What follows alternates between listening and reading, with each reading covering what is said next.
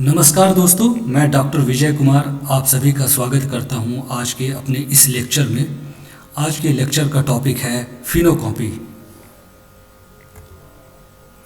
दोस्तों, जैसा कि मैंने अपनी पिछली वीडियो में डिस्कस किया था कि मैं इस सीरीज़ में एक्सटेंशन ऑफ मेंडल प्रिंसिपल के कुछ इम्पॉर्टेंट सब टॉपिक को काफ़ी अल्प अवधि में आपके साथ डिस्कस करूंगा। इसी क्रम में मैंने multiple alleles, expressivity, penetrance, pleiotropy को ऑलरेडी डिस्कस कर दिया है। आज के इस वीडियो में, इस सीरीज के लास्ट वीडियो में, मैं फिनोकॉपी टर्म को डिस्कस करूंगा। A phenocopy is a variation in phenotype which is caused by environmental conditions such that the organism phenotype matches a phenotype which is determined by a genetic factor।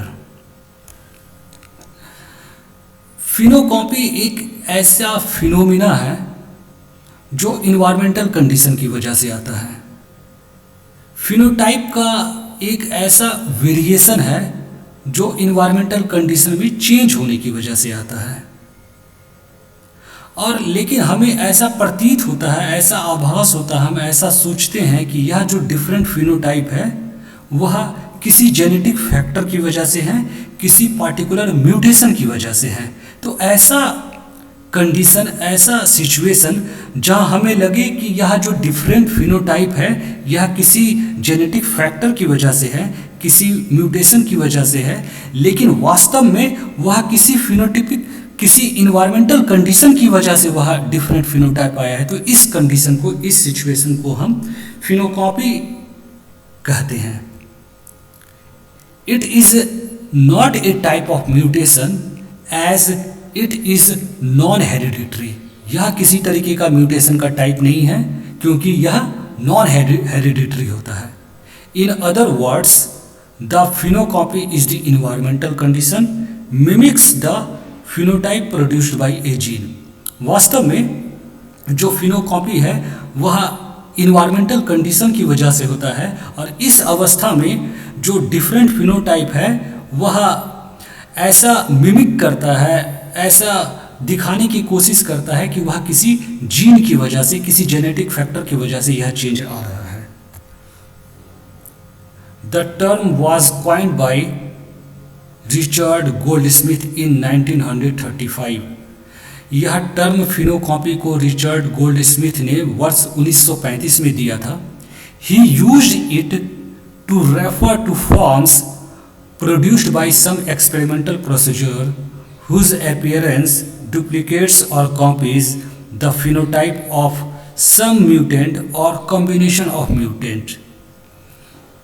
वह generally इस phenocopy को इस तरीके से बताते थे कि यह किसी एक्सपेरिमेंटल प्रोसीजर की वजह से इस तरीके के फिनोटाइप में कुछ चेंज आ रहा है, किसी एक्सपेरिमेंटल प्रोसीजर की वजह से, जिसकी वजह से अपीयरेंस किसी दूसरे फिनोटाइप को डुप्लीकेट्स या कॉपी कर रहा है।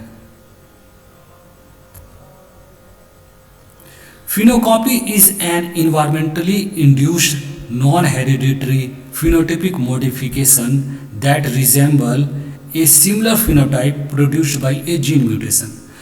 यह काफ़ी अच्छा डेफिनेशन है, यह काफ़ी अच्छा इंट्रोडक्शन है फिनोकॉपी को। यदि फिनोकॉपी को के बारे में कोई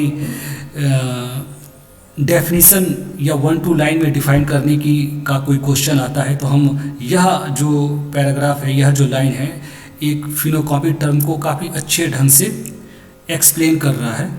phenocopy is an environmentally induced non hereditary phenotypic modification that resembles a similar phenotype produced by A gene mutation. Already इनमें लिखी गई सारी बातों को मैंने पहले ही डिस्कस कर रखा है। An example of a phenocopy is the Vanessa genus of butterflies, which can alter phenotype based on the local temperature। यदि फिनोकॉपी की एग्जाम्पल की बात करें तो वेनेसा जीनस की बटरफ्लाई तितली है, वह फिनोकॉपी की बहुत अच्छा एग्जाम्पल है जो कि अपने फिनोटाइप को लोकल टेम्परेचर के हिसाब से चेंज करती रहती है। These phenotypes are not inherited and are solely due to environment. इस तरीके के जो फिनोटाइप्स होते हैं वो इनहेरिट नहीं होते हैं और मुख्यतः यह इन्वायरमेंट की वजह से ही होते हैं। Another good example is in Drosophila melanogaster.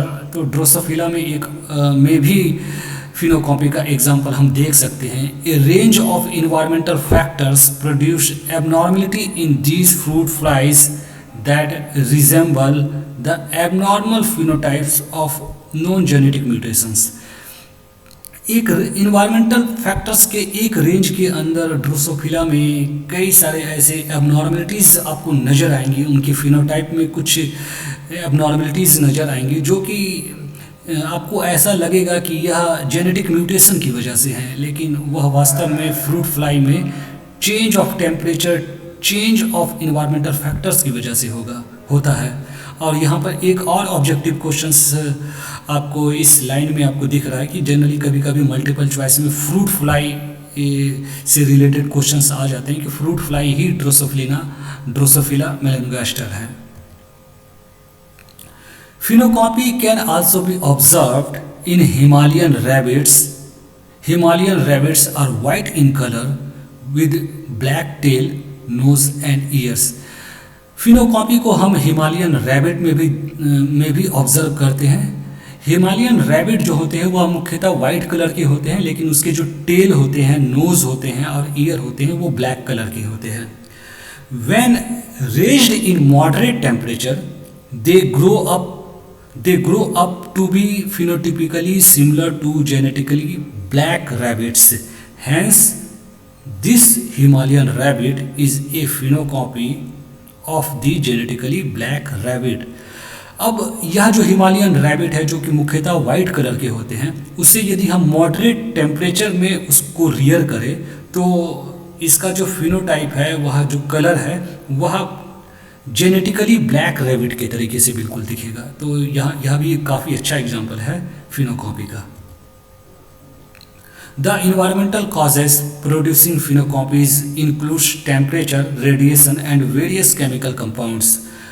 जो कुछ इन्वायरमेंटल कॉज, जो मुख्य इन्वायरमेंटल कॉज है जो फिनोकॉपी को प्रोड्यूस करते हैं, उसमें टेम्परेचर, रेडिएशन और कुछ केमिकल कंपाउंड्स है, वह मुख्य रूप से जिम्मेदार है फिनोकॉपी के लिए। तो दोस्तों, आज के इस लेक्चर में यहीं पर मैं अपने चर्चा को समाप्त करूंगा और अगली लेक्चर में एक और ब्रॉड टॉपिक को लेकर आऊंगा और उनके अंदर जो सब टॉपिक्स होंगे उसे काफ़ी सीमित समय में समाप्त करने की कोशिश करूंगा। Thanks for watching my video. Thank you very much.